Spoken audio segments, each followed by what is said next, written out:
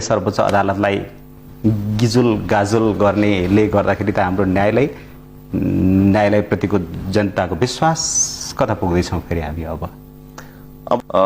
जनताप्रतिको जनताले जुन जनास्था यसलाई दिएका थिए त्यो करिब अहिले चाहिँ अब सिद्धिन थाल्यो भन्ने लाग्छ। बिल्डिङ त होला, त्यहाँ न्यायाधीश पनि होला, तर उनीहरूलाई चलाउने चाहिँ अब दलका नेताहरू स्वार्थ समूहहरूले नै फैसला गर्छन्। खाली फैसला लेख्ने काम, निर्णय सुनाउने काम न्यायाधीशले गर्छन्। उहाँहरू चाहिँ स्वार्थ समूहहरूको उहाँहरू चाहिँ भरिया बन्नुभयो, नेताहरूको भरिया बन्नुभयो, राजनीतिक दलका नेताहरूको। फेरि उहाँहरूले जे गर्नुहुन्छ त्यो चाहिँ अमुक पार्टीको नेताकोमा गएर सल्लाह लिएर उहाँको इच्छा बमोजिमको काम गर्नुहुन्छ। नेताले कसको काम गर्छन् भन्दा आम जनताको काम गर्ने होइन, नेताहरूले कि आफ्नो स्वार्थ हेर्छन् कि आफ्नो स्वार्थ समूहको स्वार्थ हेर्छन्।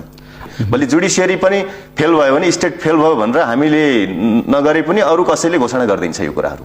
अनि त्यसो भयो भने त यो त अति गम्भीर कुरा भएन ओम प्रकाशजी? न्यायालयभित्रै पनि त्यो खालको गुटबन्दी न्यायाधीशहरूमै, अनि बाहिर जसले सर्वोच्च अदालतलाई डिफेन्स गरेर राख्ने अधिवक्ताहरूको एउटा संस्था, वकिलहरूको संस्था, त्यसैले पनि न्यायालयप्रति विश्वास नगर्ने भनेपछि त त्यहाँ त धेरै गडबडी भइसकेको रहेछ नि। त्यही न्यायालयमा गएर भन्ने हो, न्यायालय त कुनै पार्टीले चलाएको होइन नि, सरकारले चलाएको होइन नि, स्वतन्त्र न्यायालय हो नि।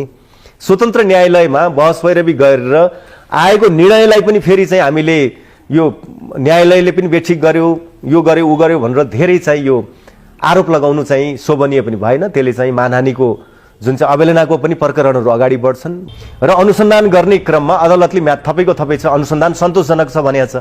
रविजीलाई बाहिरै राखेर अनुसन्धान गर, हिरासतमा राख्नु पर्दैन, उहाँ भाग्नुहुन्न। त्यो कुरा अदालतमा गएर भन्ने हो नि, न्यायाधीशको अगाडि गएर भन्ने हो नि, मर्यादित ढङ्गले भन्ने हो नि।